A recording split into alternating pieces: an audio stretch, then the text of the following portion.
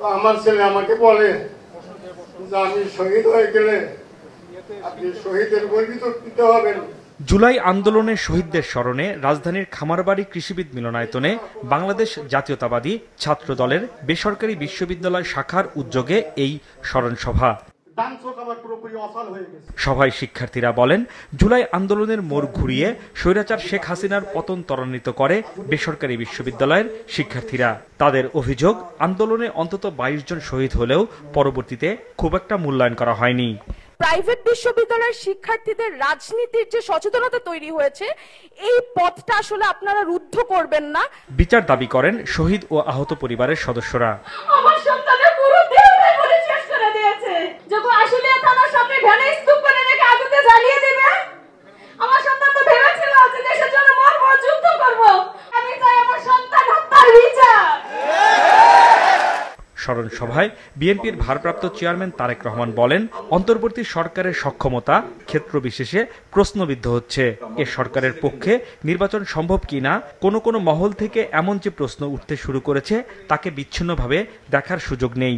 অন্তর্বর্তীকালীন সরকারের কোনো একটি অংশের সহায়তায় কেউ কি দেশে উদ্দেশ্যমূলক পরিস্থিতি তৈরি করতে চাইছে কি না জনমনে জিজ্ঞাসা রয়েছে। অন্তর্বর্তীকালীন সরকারের সম্ভাব্য প্রতিশ্রুতির সময় জাতীয় নির্বাচন অনুষ্ঠান নিয়ে কেউ সময় ক্ষেপণ করতে চাইছে কিনা এ ব্যাপারেও সজাগ দৃষ্টি রাখার জন্য সকলের প্রতি জানাই আহ্বান।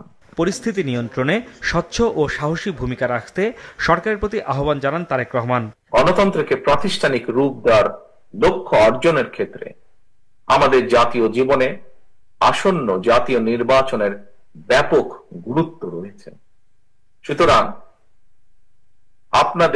আমাদের সকলের কোনো আবেগ তাড়িত কিংবা ভুল সিদ্ধান্তের কারণে রাষ্ট্র রাজনীতিতে ভবিষ্যতে আর যাতে কোনো চরমপন্থা কিংবা ফ্যাসিবাদ পুনর্বাসিত হওয়ার সুযোগ না পায়, সে ব্যাপারে আপনাদেরকে তথা সমগ্র দেশবাসীকে সতর্ক এবং দায়িত্বশীল ভূমিকা পালন করতে হবে।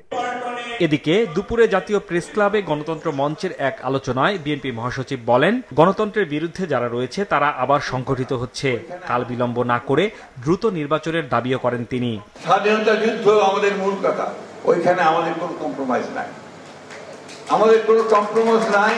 গণতান্ত্রিক ব্যবস্থায় আমরা অবশ্যই গণতন্ত্রে বিশ্বাস করি এবং গণতন্ত্রই আমরা চাই। সরকারকে আহ্বান করব, অযথা বিলম্ব সৃষ্টি না করে সমস্যাগুলোকে চিহ্নিত করে রাজনৈতিক দলগুলোর সঙ্গে কথা বলে সেই সমস্যা শেষ করে নির্বাচনের দিকে এগিয়ে যান। হাসনাইন তানভীর, মাছরাঙা সংবাদ, ঢাকা। আসসালামু আলাইকুম।